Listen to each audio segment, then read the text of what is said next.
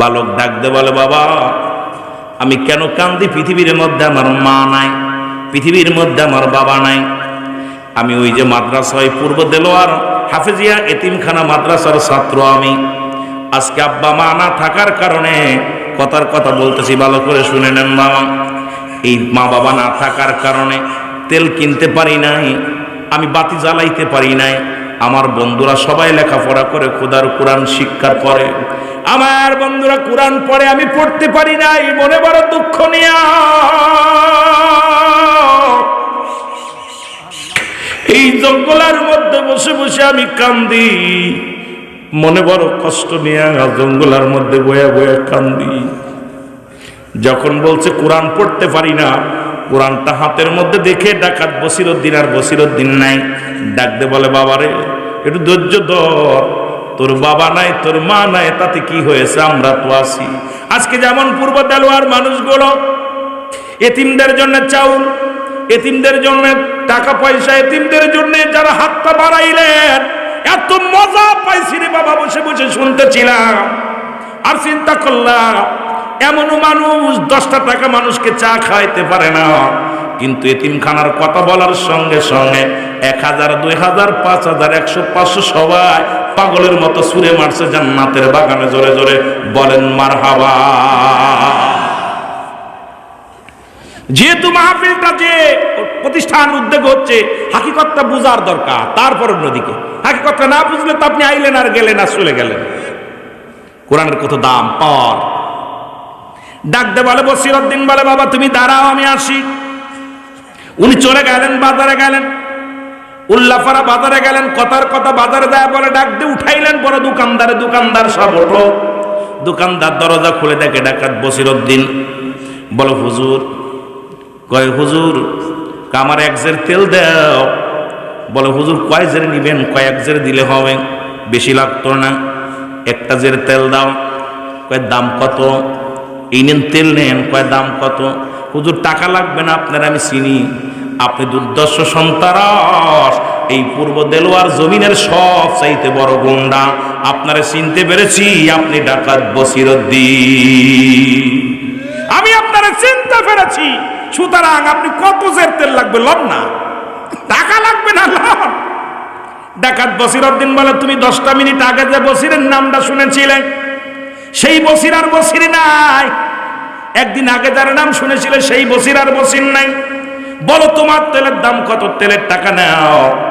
টাকাগুলো দিয়ে দিলেন, দিয়ে আমার মাথা উঠায় দাও। দোকানদার কয়, ভাই বসিরউদ্দিন এই তেলটা আমার মাথায় বহন করে আমি মাদ্রাসা পর্যন্ত নিয়ে যাব। কয় ওই যে দেখো ওই মাদ্রাসা এতিমখানার ছাত্ররা কোরআনুল কারীম পড়ে রে, আর ওর মধ্যে এক এতিম সন্তান কোরআন পড়তে পারে না, ওই কোরআনের মহব্বতে চোখের পানি ছেড়ে ছেড়ে কান্দে। সুতরাং আমি বসির সহ্য করতে পারি না, তোমার তেলের দামটা লও, তাড়াতাড়ি লও। দোকানদার বলে, বসির ভাই আমি তেলটা মাথায় করে বহন করে দিয়ে আসি। কয় না, আমার মাথা উঠায় দাও, কারণ ওই ছেলেটা কোরআনের পাখি, কোরআনের পাগল। আমি বসি চিরস্থায়ী নয়, চির ঠিকানা আমার একটা জায়গা কবর। আর বুঝতে পেরেছি রে, জীবন ভরে কত সন্ত্রাসী করলাম, জীবন ভরে কত মস্তানি করলাম, কিন্তু এই দুনিয়া তো চিরস্থায়ী নয়, ক্ষণস্থায়ী। সুতরাং আমার বসিরা, আমি বসিরের পাপ মোচন করতে দাও, তাড়াতাড়ি তেলটা আমার মাথা উঠায় দাও। বসিরউদ্দিন তেলটা মাথায় নিয়ে এসে বালকটারে ডাকতে বলে, বালক রে এই নাও তেল, আজ থেকে কোরআনুল কারীম পড়বা, যত খরচ সব খরচ আমি বহন করব। মনে করবো আজ থেকে আমি তোমার একটা গার্জিয়ান, আমি তোমার বাবা। জোরে জোরে চিল্লায় বলা যাবে না মারহাবা। কোরআনের দিকে এত ঝুঁকে গেছেন আপনারা। কোরআন বিশ্ববিদ্যালয়ের কোনে কি কোন বিদ্যালয়, পৃথিবীর সব বিশ্ববিদ্যালয় পড়েন, কিন্তু কোরআনুল কারীম যদি ভিতরে না থাকে, ইলম যদি, ইসলামের জ্ঞান যদি না থাকে, ইলমে হুজুরি, ইলমে হুসুরি এগুলো যদি না থাকে, শরিয়াত, তরিকত, হাকিকত, মারিফাত সব বিদ্যা বরবাদ। যেটা বলেন ঠিক। আগে শিখতে হবে, মানুষের মতো মানুষ হতে হবে। পৃথিবীর মধ্যে আপনারা বিশ্বাস করবেন না, ঢাকা শহরে যাবেন, 100টা বৃদ্ধাশ্রম করবেন, একটা হাফেজের বাবারে পাবেন না, একটা আলেমের বাবারে পাবেন না। খোদার কসম আমি অনেক দিক বৃদ্ধাশ্রমে গিয়েছি, আমার নজর অনেক এমএ পাস বড় বড় অফিসারের বাবারে মারে দেখছি বৃদ্ধাশ্রমে, বড় বড় চাকরি করে রিটায়ার্ড হয়ে গেছে, এখন বৃদ্ধাশ্রমে বয়া বয়া খায় আর ঘুমায়। কথা বুঝেননি? আল্লাহর কসম একটা হাফেজি কোরআন, এই কোরআনের ছাত্রদের হয়তো মনে করেন আপনাদের বেতন আছে 50,000 60,000, আমার উস্তাদদের বেতন হয়তো 12,000 15,000 20,000 টাকা দেন, কিন্তু তাদের বাবা মা বৃদ্ধাশ্রমে যাবে না। যাবে না কেন? তাদের ভিতরে কি আছে? যেটা বলেন কি আছে? কোরআন আছে। রাগ করেন? বিশ্বাস যদি না হয় জ্ঞানী গুণী মানুষ যারা আছে তাদের জিজ্ঞাসা যে বৃদ্ধাশ্রমে যাবেন। কিছুদিন আগে একজন বৃদ্ধ মারা গেলেন কুমিল্লার, উনি ব্যাংকের বড় কর্মকর্তা ছিল, ওনার বেতনই ছিল 86,000 টাকা। মরে যাওয়ার পর শেষ জীবন শেষ কাটিয়েছে বৃদ্ধাশ্রমে। 2 ছেলে, এক ছেলে আমেরিকা আর এক ছেলে দেশের মধ্যে বড় অফিসার। 3 দিন রয়েছে, লাশটা খবর দিছে মাটিতে দাও, আমরা যাবো না। কথা বুঝিনি? বাবা মার কাছে আপনারা দেখছেন, অনেকেই ফেসবুকে দেখছেন, বারবার বলছে যে তোমার বাবারে নিয়ে, বাবা যাওয়ার সময় মরার সময় বলে গেছে যে আমার সন্তানেরা আমারে দেখে নাই, আমার বাবা সন্তানদের ডাক দিবে, আমার লাশটা যেন শেষ দাফনটা আমার সন্তানেরা করে। 3 দিন পর্যন্ত লাশটা রেখে দিছে, কিন্তু তার বাপ সন্তানেরা আসে নাই। পরে বাধ্য হয়ে এতিমখানার ছেলের আপনার শিক্ষকরা, এই কমিটির যারা ছিল, ওরা সবাই মিলে কি করলো, আমার বাবারা বৃদ্ধাশ্রমের বাবারা সবাই একটা কবরে গোরস্থানে শোয়াই দিলে, সবাই কাপড় কিনে চিরবিদায় করে, সন্তানের আসে না। এটা নিয়ে অনেক লেখালেখি হয়েছে যে বৃদ্ধ শেষ জীবনটা কাটাইলো বৃদ্ধাশ্রমে, সন্তানের হাতের মাটি চাইলো, এটাও কপালে জোটে নাই। ঠিক কিনা? ঠিক কিনা? এগুলো দেখবেন আপনারা, ফেসবুক খালি ওই নায়ক নায়িকা দেখবেন না, মোবাইল যখন চালাবেন তখন দেখবেন অনেক কিছু, অনেক ভালো ভালো জিনিসও এগুলো আমার অনেক ভাইয়েরা দিয়ে দেয়। এগুলো দেখলে অনেক জ্ঞান বাড়ে, অনেক জ্ঞান বাড়ে। আমার ভাইয়েরা, আমার বন্ধুরা, আমার ডাকাত বসিরউদ্দিন ডাক দিয়ে বলে, বাবা এই নাও তেল নাও, আমি তোমার গার্জিয়ান, আজ থেকে তোমার অভিভাবক। উনি কুরআনুল কারীম পড়ে, কুরআনুল কারীম চোখের পানি ছেড়ে ছেড়ে পড়ে আর বলে, আল্লাহ যিনি আমার সাহায্য করলো, যিনি আমার কোরআন পড়ার জন্য সুযোগ করে দিল, যিনি আমার অন্ধকার রাত্রে বাতি জ্বালায়া কোরআন পড়ার সুযোগ করে দিল, আল্লাহ কোরআন যেমন তামাম পৃথিবী কালো করেছে, তুমি তারে জগৎ বিখ্যাত একজন আল্লাহর ওলি বানায়া দিও। আজরে বলেন না? চিন্তা করছেন, বালকের মুখ দিয়ে বাইর হয়ে গেছে এতিমের, আল্লাহ আমার যিনি আলো দিল, আলোর মুখ দেখালো, তাকে তুমি জগৎ বিখ্যাত একজন আল্লাহর ওলি বানাই দিও। দোয়া এমনি করতে পারতো, কিন্তু করে ফেলছে ওটা বুইলা, ছোট মানুষ তো। আর রব্বে কারীম এতিমের দোয়া সঙ্গে সঙ্গে কবুল করে ফেলছে। সুবহানাল্লাহ বলেন না? রব্বুল আলামিন কবুল করে ফেলেছেন। ডাকাত বসিরউদ্দিন ফিরে যা, দেখো 40 জন সদস্য সবাই অপেক্ষা করে আছে। বলে, বসিরে তুমি কি পাগল হইছো? আজকে মোটাম করে একটা মাল কামাতি যাব, দেরি হয়ে গেল। ডাকাত বসির বলে, বন্ধুরারে তোমরা যাও, আমি ডাকাত বসিরউদ্দিন জীবনে আর কোনোদিন কারোর মাল হরণ করব না, কাউকে কষ্ট দিব না।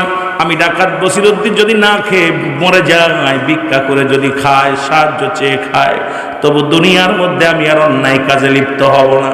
লোকজনে বলে, বসির রে তুমি কেন এ করো? তুমি আমাদের সর্দার, তুমি আমাদের নেতা, তুমি কেন এ কথা বলো? বলে, আমি এই জন্য বলছি, আমার ভিতরে একটা অমানুষ ছিল, অমানুষতা ছিল, পশু ছিল। একটা মাদ্রাসার ছাত্রকে দেখে, এক এতিম শিশুকে দেখে আমি পরিবর্তন হয়ে গেছি, আমার ভিতরে মানবতা এসে গেছে। জোরে বলেন সুবহান। আর একটু জোরে বলেন না? বাড়ি চলে গেলেন বসিরউদ্দিন, দরজায় তাক মারছে। বিবি বলে, স্বামী রে, ও স্বামী আপনি আজকে এত সকালে চলে আসলেন? বলে, বিবি রে খোদার কসম আমি তোমার স্বামী হইয়া বলতেছি রে বিবি, সারা জীবন তুমি আমাকে বারণ করেছো, অন্যায় পথে উপার্জন করতে বারণ করেছিলে, অন্যায়ভাবে মানুষের জানমাল হরণ করতে বারণ করেছিলে। আমি তোমার কোনো কথা রাখি নাই, কষ্ট দিছি রে বিবি। আজকে আমি চক্ষু খুলে গেছে, আজকে আমার জ্ঞান খুলছে, আমি আর জীবনে কোনোদিন ডাকাতি করব না। উনি কি করলেন? দুজন মিলে দোয়া করলেন। সকালবেলা তৎকালীন জামানার মধ্যে মুসলমান শুনে নাও, কুতুবউদ্দিন বখতিয়ার দরবারে চলে গেলেন। কুতুবউদ্দিন বখতিয়ার কাকির দরবার। তাহলে নাস্তিকদের মতো কথা, নাস্তিকদের মতো ব্যবহার, নাস্তিকদের মতো লেখা এই বইয়ের মধ্যে লিখতে পারতো না। জোরে বলেন ঠিক কি? কষ্ট হচ্ছে আপনাদের? বেশি সময় আমি কষ্ট দিব না, অল্প সময় কথা বলবো, ছেড়ে দিব। এই জন্যে কুরআনুল কারীম, এই কোরআনের যে কত দাম, এই কোরআন সর্বপ্রথম নাজিল করলেন রব্বুল আলামিন পাহাড়ের উপরে। পাহাড় বলল আল্লাহ এটা আমার দ্বারাই সম্ভব না রাখা, এটা এত ওজন এত ভার, এটা আমার দ্বারাই সম্ভব না রাখা, আমি শেষ হয়ে যাব। এরপরে গাছের উপরে গাছ একই কথা, জমিনের উপরে জমিন একই কথা।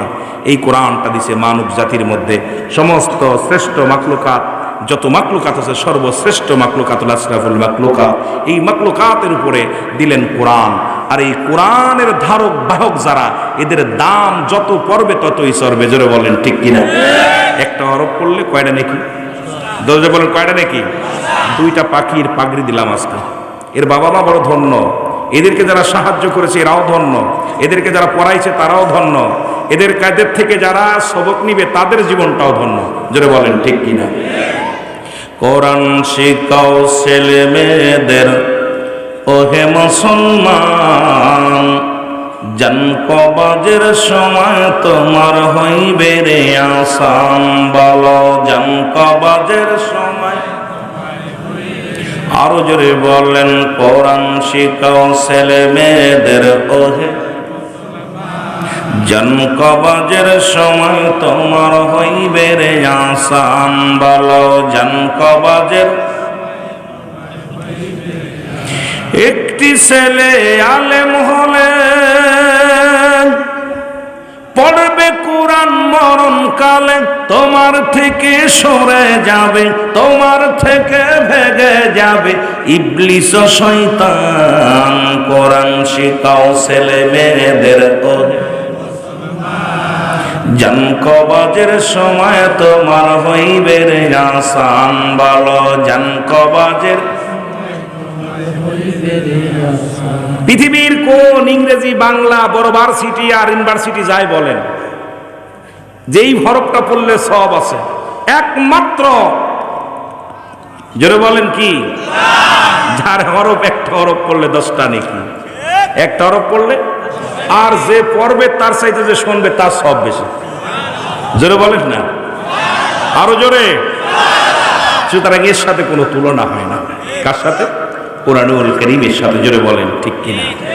মহব্বতের সঙ্গে দুরূদ শরীফ পড়েন। আল্লাহুম্মা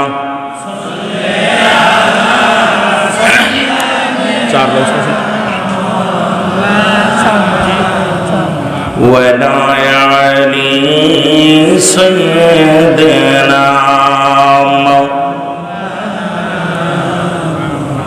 মহব্বতে বলেন আল্লাহুম্মা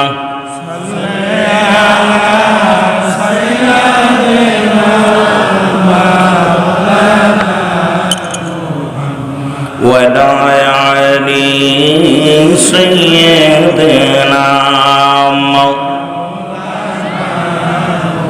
এই ভাইরা আমার, বন্ধুরা আমার, রব্বুল আলামিন রিয়াজুল জান্নাহ বেহেশতের বাগান, কোরআনের মাহফিল বসার মতো আসার মতো সুযোগ দান করলো। এ সময় কত মানুষ জেলখানায়, কত মানুষ হাসপাতালে, কত মানুষ মৃত্যু শয্যায় সজ্জিত। রব্বুল আলামিন জেলখানায় নেন নাই, হাসপাতালে নেন নাই, পৃথিবীর কোন বাজারে ঘাটে নেন নাই, কনকনে শীতের ভিতরে রিয়াজুল জান্নাহ বেহেশতের বাগান। এই জান্নাতের বাগান আল্লাহর নবীর ঘর, মাদ্রাসা হলো রাসূলুল্লাহর ঘর। সেই ঘরের সামনে বেহেশতের বাগানে বসার মতো সুযোগ আল্লাহ দান করল। একটু জোরে জোরে চিল্লায় বলা যাবেন আলহামদুলিল্লাহ। বান্দা যখন জান্নাতের বাগানে রওনা হয়ে গেল, আজকে 26তম মাহফিল। প্রতিটা বান্দার জীবনের সগীরা গুনাহগুলো রব্বুল আলামিন যখন ঘর থেকে বাইর হয়েছেন, যাব কোথায়, মাহফিলে যাব, নিয়ত করে যখন ঘর থেকে পাটা বাড়াইলেন, প্রতিটা কদমে কদমে আমার আল্লাহ রব্বুল আলামিন খুশি হইয়া বান্দার জিন্দেগির সমস্ত সগীরা গুনাহ, ওই ছোট ছোট গুনাহগুলো, মুসলমান সগীরা গুনাহগুলো রব্বুল আলামিন সবার মাফ করে দিছে। জোরে বলা যাবে না সুবহানাল্লাহ। কি গুনাহ মাফ? কন্দি বাংলাদেশে আর কোথায় গেলে গুনাহ মাফ হইব? গানের প্যান্ডেলে গেলে? জুয়ার প্যান্ডেলে, মদের প্যান্ডেলে, জান্নাতের প্যান্ডেলে রওনা দেওয়ার সঙ্গে সঙ্গে সগীরা গুনাহ মাফ। আমরা শুধু সগীরা গুনাহ করি নাই, পদে পদে করছি কবিরা গুনাহ। নামাজ ছেড়ে দেয়া কবিরা গুনাহ, মিথ্যা বলা কবিরা গুনাহ। যেটা বলতেছিলাম, এখন যদি বলি বাবা 5 ওয়াক্ত সালাত কজন আদায় করেছেন, আমার মন বলে হাতে গোনা কিছু মানুষ উঠবে, 3 ভাগের 1 ভাগ হয়তো উঠবে, বাকি 2 ভাগ হয়তো উঠবে না। কারণ এই শীতের মৌসুমে ঠান্ডা পানিতে ওযু করা বড় কষ্ট। ইমানি পরীক্ষা শুরু হয়ে গেছে, যারা বলেন ঠিক কিনা। ইমানদার যতই কুয়াশা পড়ুক আর যতই ঠান্ডা পড়ুক, সে সালাত কামাই দিবে না, ঠিক কিনা। বন্ধুগণ আমার, আমি আস্তে আস্তে আলোচনার মধ্যে যাই। নামাজ ছেড়ে দেয়া কবিরা গুনাহ, মিথ্যা বলা কবিরা গুনাহ, বেগানা নারীর সঙ্গে দেখা দেয়া কবিরা গুনাহ, বেগানা পুরুষের সঙ্গে দেখা দেয়া কবিরা গুনাহ।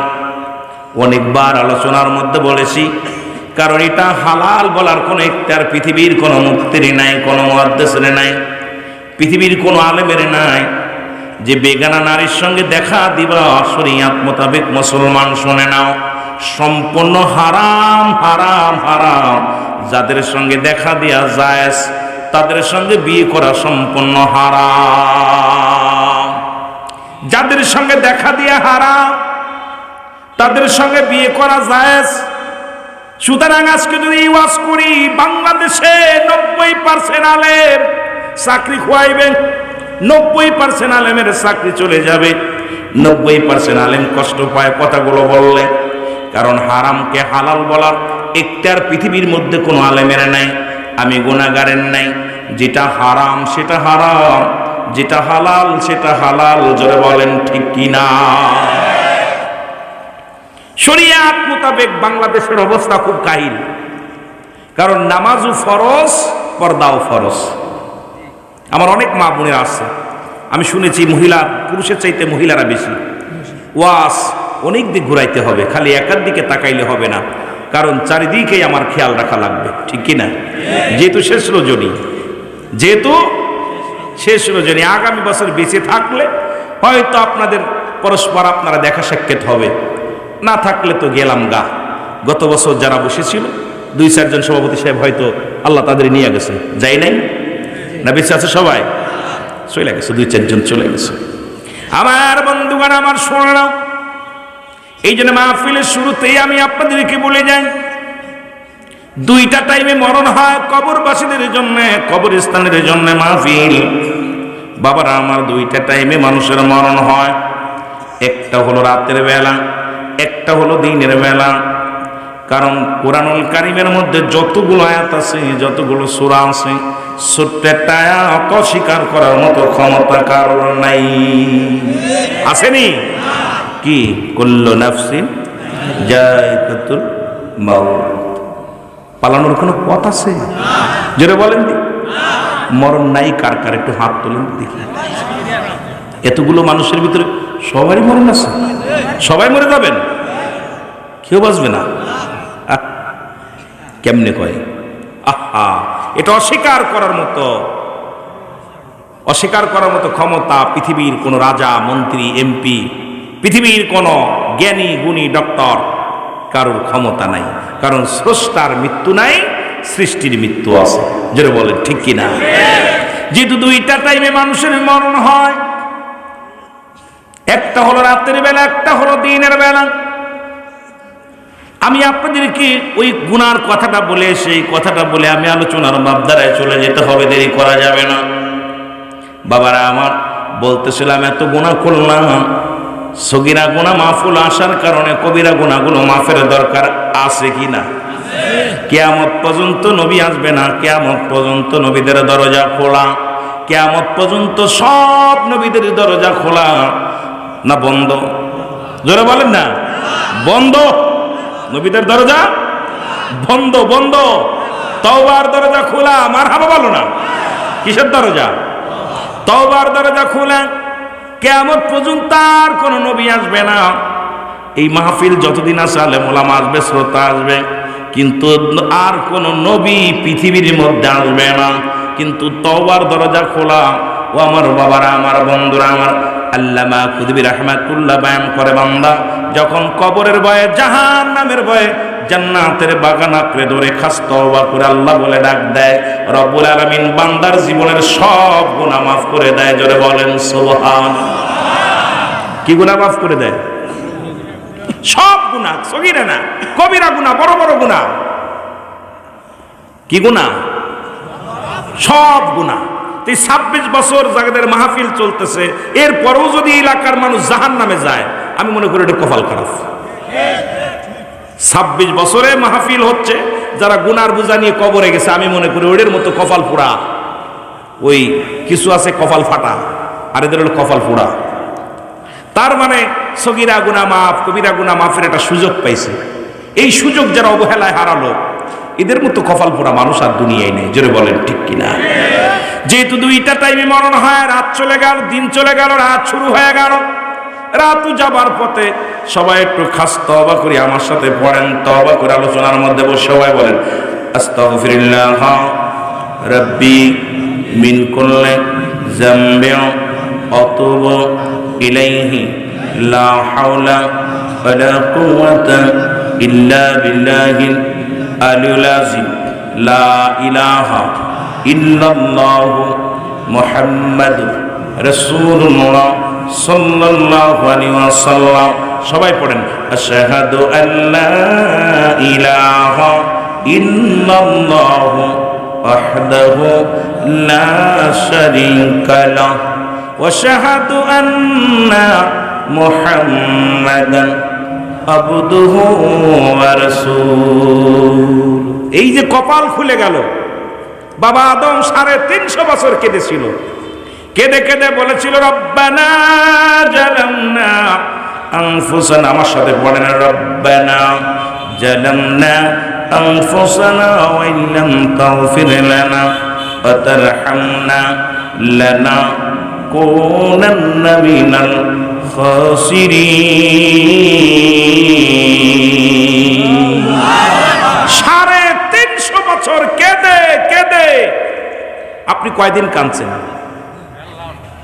ভালো করে বুঝে নেবেন, ওয়াজে খালি শুনলে চলবে না, খুব ভালো করে বুঝতে হবে। কয়দিন কাঁদছেন? আদম আলাইহিস সালাম কাঁদছে কয়দিন? 3.5। আপনি 3.5 ঘন্টা কাঁদছেন? 3.5 মিনিট? তাও কাঁদেন না, একটা মিনিট চোখে পানি আসে না। 350 বছর কেঁদে কেঁদে বলে, রব্বানা জালামনা, আমার আল্লাহ আমি জালিমদের অন্তর্ভুক্ত হয়ে গেছি, আমার তুমি ক্ষমা করে দাও। আর এই মুসিবতের জামানায় কত নামাজ ছুটে গেল, কত কষ্ট, দুনিয়ার মধ্যে কত অন্যায় কাজ করলাম, মিথ্যা বললাম, দুনিয়ার মধ্যে কত ইনা সগল করে করলাম, দুনিয়ার মধ্যে কত ঝামেলার, এই দুনিয়ার মধ্যে কত ইনা পাপ কাজে দিন কাটাইলাম, কিন্তু একটা ঘন্টা একটা মিনিট চোখের পানি ফেলি না। বাবা উঠাউঠি করবেন না, অল্প সময়, বেশি আপনাদের বিরক্ত করবো না, ছেড়ে দেব। কেন আমি বুঝতেছি আপনাদের কষ্ট হচ্ছে, কারণ যতই আপনি ভালো খাবার দেন আর কাজ হবে না। কারণ যখন পেট ভরে যায়, মানুষের চাহিদা বেশি খাইলে পেট নষ্ট হয়, বমি হয়। রাত 12টা বেজে গেছে, এরপরে আপনি যতই আপনি খাবার দিবেন কাজ হবে না, কারণ আপনাদের চাহিদা। যদিও কষ্ট করে বসে আছেন, হয়তো আপনি চিন্তা করে মৌলানার সামনে থেকে যাব না, বেশি খাইলেই পেট নষ্ট হবে, বমি হবে। কি কন ঠিক কি না? অতিমাত্রা কোনো কিছু ভালো না, অতিমাত্রা কোনো কিছুই ভালো না। সেই জন্য আমি আপনাদের দিকে খেয়াল করে আলোচনা করব, বেশি দেরি করব না, অল্প সময় কথা বলবো। জোরে বলেন মারহাবা। এ আমার ভাইরা, আমার বন্ধুরা, আমার আজকে কুরআনুল কারীম রব্বুল আলামিন এই দুনিয়ার মধ্যে পাঠাইলেন গোটা জাতির জন্য, গোটা মহল্লার জন্য, গোটা পৃথিবীর জন্য, আসমান জমিনের জন্য, যার মধ্যে কোনো ভুল নাই, যার জবরের ভুল নাই, জেরের ভুল নাই, নোক্তার ভুল নাই। রব্বুল আলামিন বলেন, আমার সাথে পড়েন, যালিকাল কিতাবু লা রাইবা ফীহি। কোন সন্দেহ আছে? আরো জোরে বলেন, সন্দেহ আছে? যার যার বিশ্বাসে হাত তোলেন না। সন্দেহ আছে? যার যার সন্দেহ আছে তারা হাত তোলেন। সন্দেহ আছে? ছন্দ নাই কোরআনের মধ্যে। কোরআনুল কারীম বলে আমার ভিতরে কোনো জের, কোনো জবর, কোনো নুক্তা, কোনো কিছুর মধ্যে ভুল নাই। কিন্তু বর্তমান নাস্তিকেরা বর্তমান সমাজের মধ্যে এই কোরআনটা গবেষণা করে তারা বলছে কোরআনের মধ্যে ভুল আছে, কোরআনুল কারীমের মধ্যে অনেক জায়গা ভুল আছে। এখন কোরআন বলে সবাই বলে গোটা জাতির জন্য আসছে। আমি বলি না না, কোরআন আছে কাদের জন্য? আল্লাহ বলেন হুদাল লিল মুত্তাকিন, এই প্রাপ্ত বান্দাদের জন্য কোরআন আসছে, আপনার আমার জন্য আসে না। কারণ এই জন্য হেদায়েত প্রাপ্ত বান্দা যারা, কোরআনের প্রতি শ্রদ্ধাশীল তারা, কোরআনের প্রতি মায়া তাদের বেশি, দয়া তাদের বেশি, এই কোরআনের প্রতি তাদের মহব্বত বেশি। জোরে বলেন ঠিক কিনা? আর হেদায়েত প্রাপ্ত বান্দা যারা হয় নাই, কোরআনের প্রতি তাদের অবজ্ঞ থেকেই যাবে। জোরে বলেন ঠিক কিনা? এই কোরআনুল কারীম যেটা বলতেছিলাম, কোরআন الصلاة والسلام عليك يا حبيب الله الصلاة والسلام عليك يا شافي المذنبين الصلاة والسلام عليك يا رحمة للعالمين أعوذ بالله من الشيطان الرجيم بسم الله الرحمن الرحيم إن الله وملائكته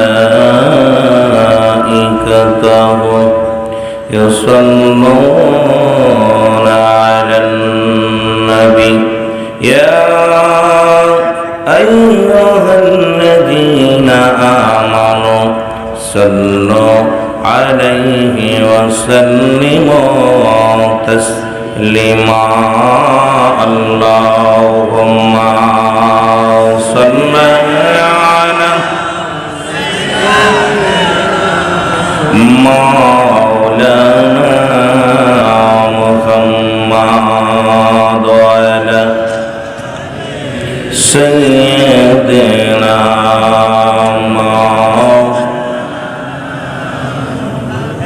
أخرج من طروناتا يطروها جار مكروكا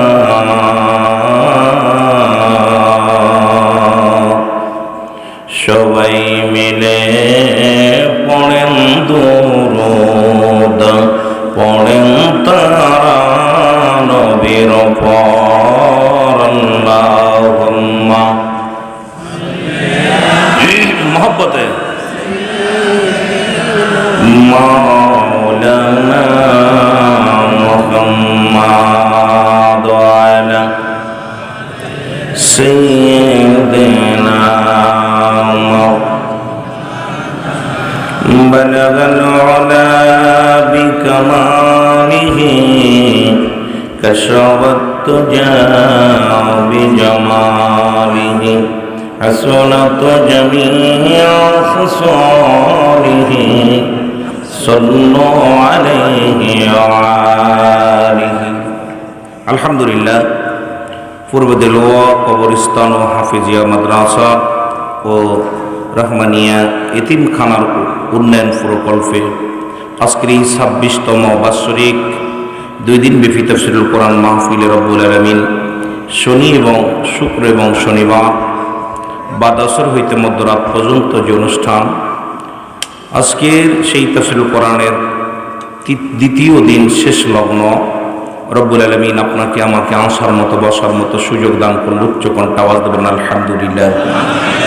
আজকের এই মাহফিল থেকে সালাম ও কদম জানাই কুল কায়নাতের নবী, নবীদের নবী, রাহমাতাল লিল আলামিনের পবিত্র কদম মোবারকে সালাম জানান। আজকের মাহফিলের সম্মানিত সভাপতি সাহেব জনাব ইঞ্জিনিয়ার মোশাররফ হোসেন সাহেব মাসুদ ভাই, আজকের মাহফিলের সম্মানিত প্রধান অতিথি যিনি আপনাদের মাঝে এত সময় আলোচনা করলেন, জনাব এম আকবর আলী সাহেব, সাবেক সংসদ সদস্য, আজকের মাহফিলের সম্মানিত পরিচালক জনাব সাইফুল ইসলাম মোল্লা ভাই, সভাপতি অত্র প্রতিষ্ঠানের, আজকের মাহফিলের সম্মানিত অতিথি মহোদয় যারা আছেন, বিশেষ অতিথি, আমন্ত্রিত অতিথি, সকলকে জানাই মোবারকবাদ ও সালাম জানাই অত্র প্রতিষ্ঠানের সম্মানিত শিক্ষক মহোদয়, পরিচালনা কমিটির সকল সদস্য, ছাত্র ভাই বোনদেরকে এবং আজকের মাহফিলের সম্মানিত তৃতীয় বক্তা যিনি ছিলেন আলহাজ জনাব জহুরুল ইসলাম জিয়াদি সাহেব।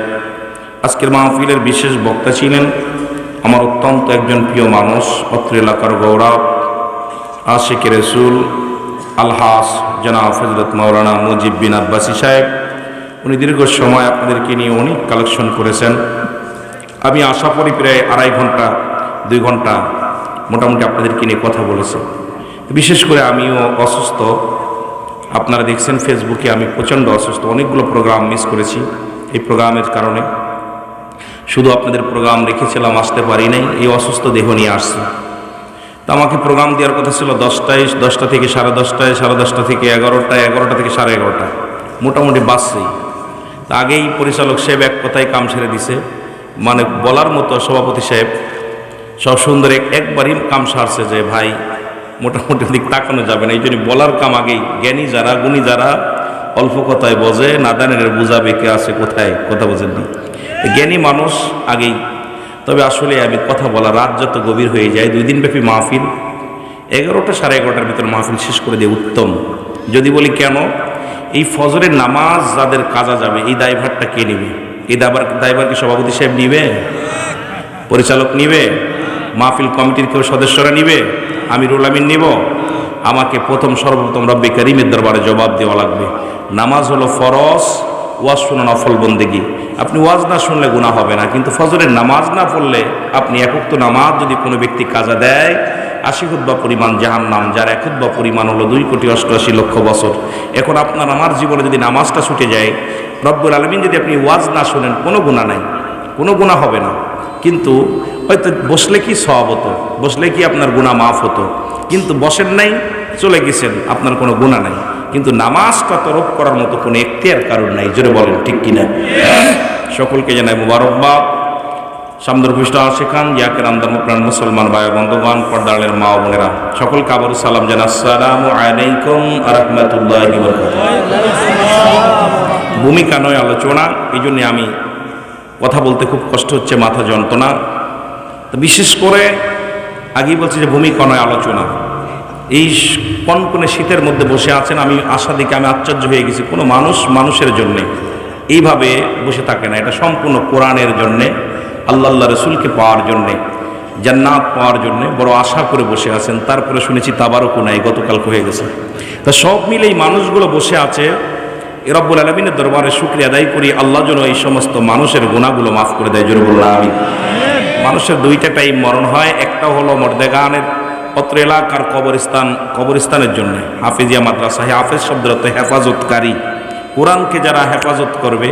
যুগে যুগে হাফিজি কোরআনের উপরে অনেক আঘাত চলছে। যুগে যুগে ইহুদি নাসারাদের টার্গেটই কোরআনের টার্গেট করার পিছনে একটা কারণ ছিল যে কোরআন যদি মানুষ বুঝতে না পারে, কোরআন যদি মানুষকে বুঝতে না দেওয়া হয়, তাহলে মানুষকে গুমরাহি করা অতি সহজ। যেরাম আমাদের শিক্ষামন্ত্রী সাবেক যারা ছিল, দেখেন বানর থেকে কেমনে মানুষ হতে হয়, সমগামী কেমনে হয়, এইগুলো নিয়ে পাঠ্য বইয়ের মধ্যে লেখালেখি শুরু করে দিয়েছিল। কিন্তু আমরা দেখেছি ছোটবেলা দয়াল নবী রাসূল পাক সাল্লাল্লাহু আলাইহি সাল্লামের জীবনী, সাহাবীদের জীবনী, ওলিয়াল্লাহদের জীবনী, সুন্দর সুন্দর বাংলাদেশের মানচিত্র নিয়ে সুন্দর আলোচনা, এগুলো আমরা পড়েছি ছোটবেলা। আর এখন পড়েছি কি এইগুলো, তার মানে আর বুঝতে বাকি নাই যে আমার দেশে যে সমস্ত নেতাকর্মী আছে, যারা ভবিষ্যৎ ছিল এবং এখন যারা আছে, প্রত্যেকের মাথায় কোরআন আছে বলে আমার বিশ্বাস হয় না যে কোরআন যদি থাকতো